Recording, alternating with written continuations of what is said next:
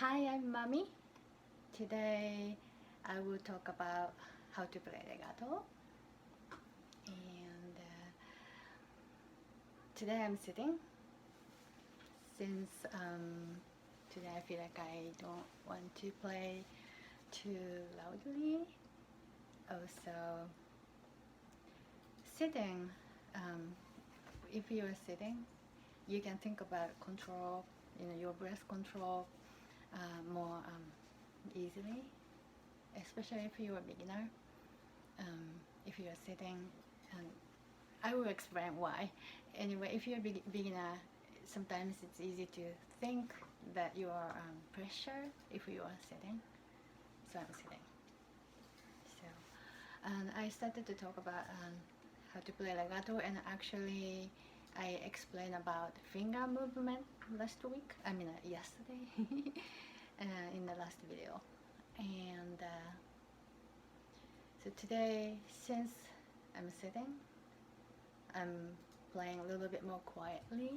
So I will talk about how to create the sound more. I will talk about detail about creating sound. Your own sound. And I have a music in front of me, which is Gariboldi's Etude, but it's not same as yesterday. Yesterday I show you the music, Opus 132. Today I have Opus 131, which is slightly.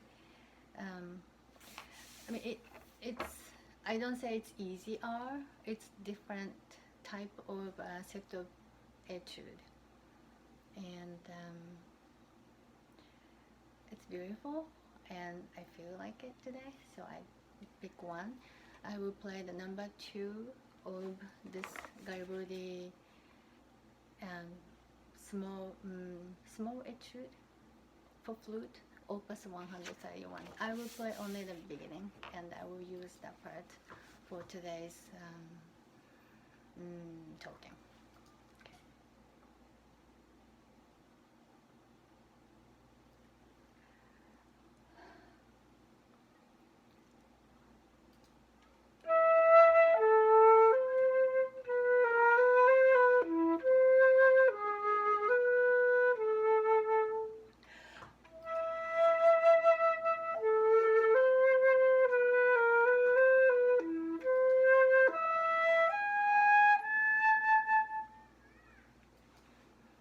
So that's the very beginning of number 2. So this music is slow and then lower, and mostly first octave to the middle of the second octave. Later on it's gonna go higher, but the tempo is it's the allegretto, and it's the dolce. So it's calm and then also smooth 3-beat music. So yes, in the last video I was talking about connection between the 2 notes. So this music has same part 2, which is the second bar.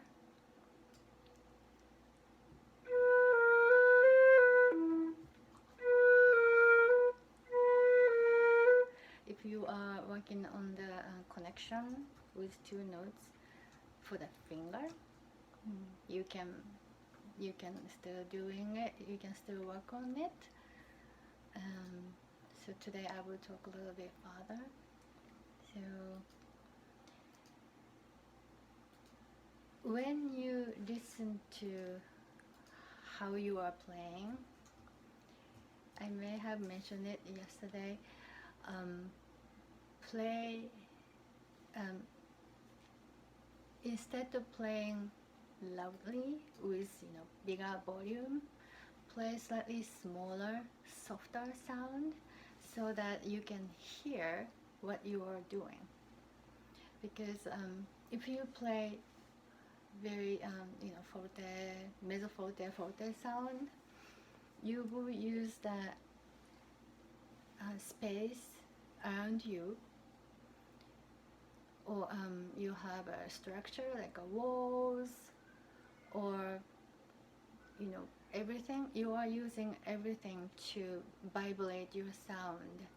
So what you are hearing when you're playing is actually the sound that is coming back. I mean, you are playing from here, and then it will hit the wall or whatever in front of you, and then coming back.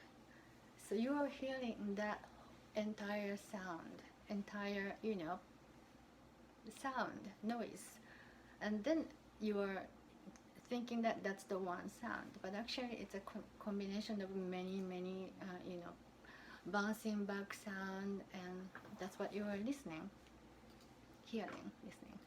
So if you play softly, then you can listen to the exact, closer to exact sound that you are actually making with this.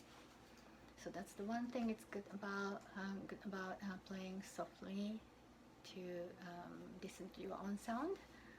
Also, when you are playing softly, you will be able to tell more about which part of your lips are used.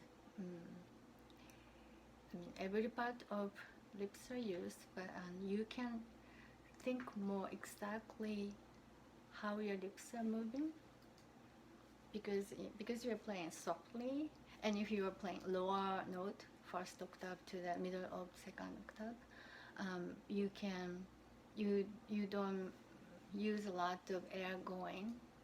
You will use minimum air going through this hole, so you can pay more attention to what you are doing.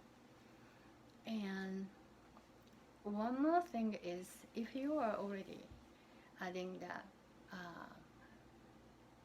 vibrato,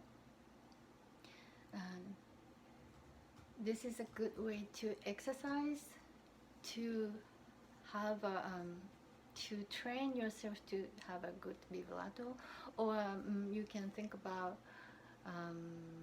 making variety of vibrato that you can do, because even though it becomes very tiny, pianissimo, you will add vibrato. If you want to add vibrato, you can add vibrato in a very tiny sound. And that's the beauty of the flute, I think. I really like the soft, sound with beautiful vibrato. So this thing, something that I can show you with this music. So the beginning.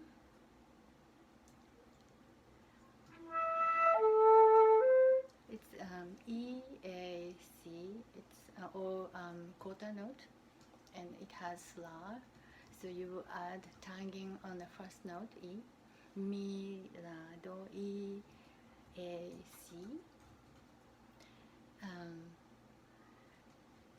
Now is the time that you can use your technique that you have been developing.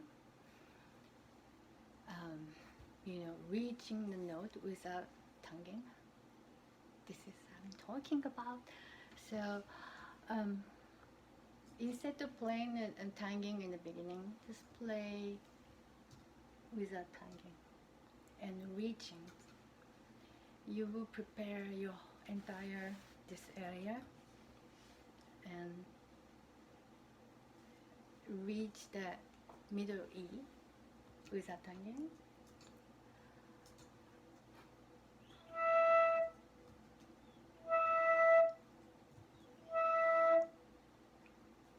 And then going, and for this music, it's going down to A.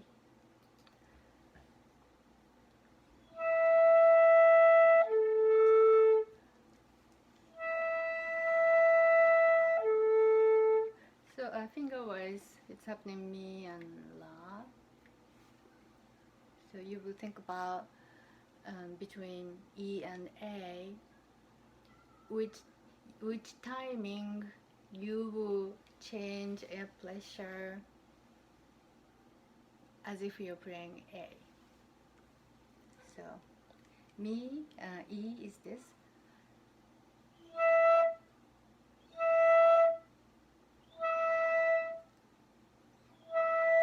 And A.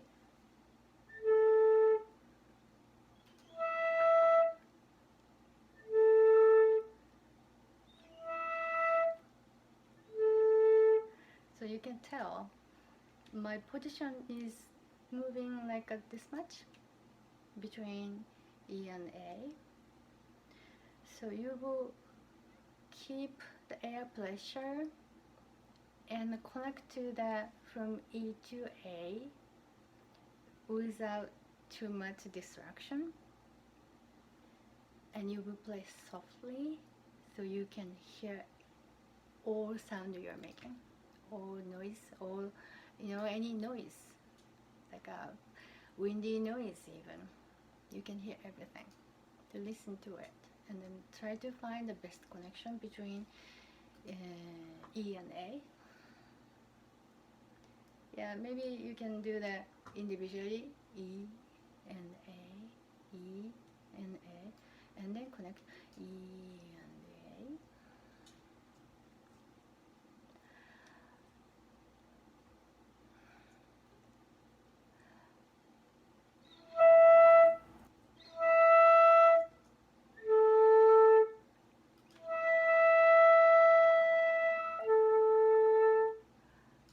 Let me show you my finger.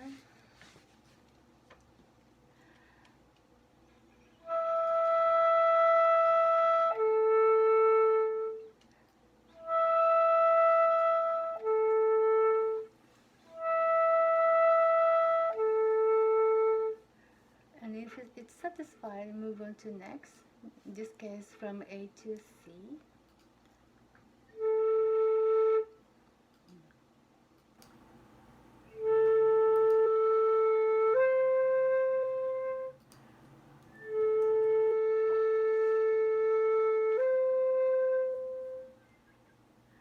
I think you can see that how my body is moving. So earlier I was talking about sitting is sometimes helpful to understand certain thing.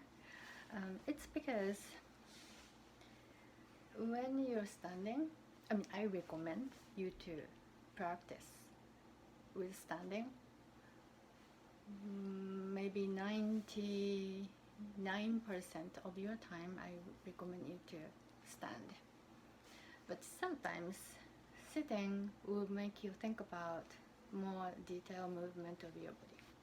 So if you, when you're standing, your body is supporting your entire body by standing from the ground to to your head.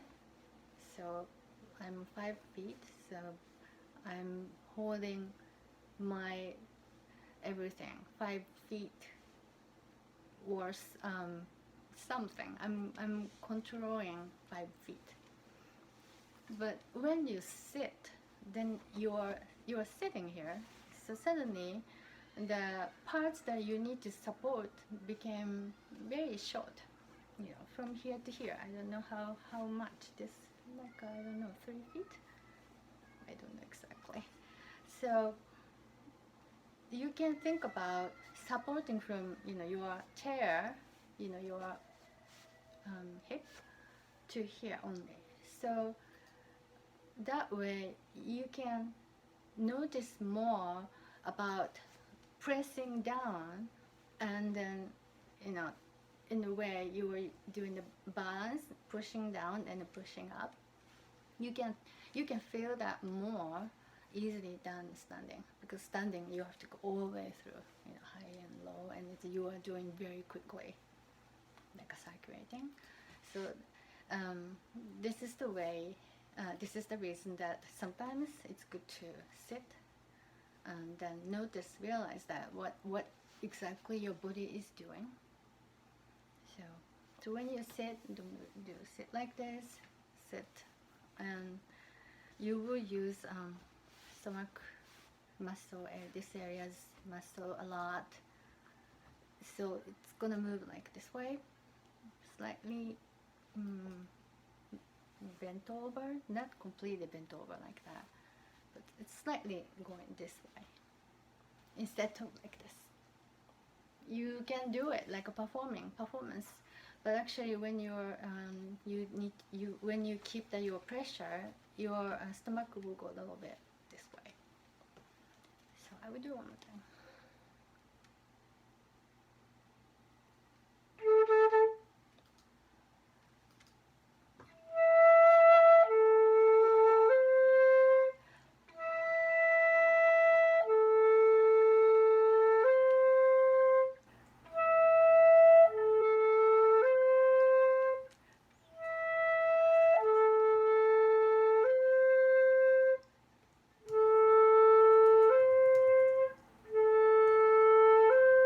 You can continue.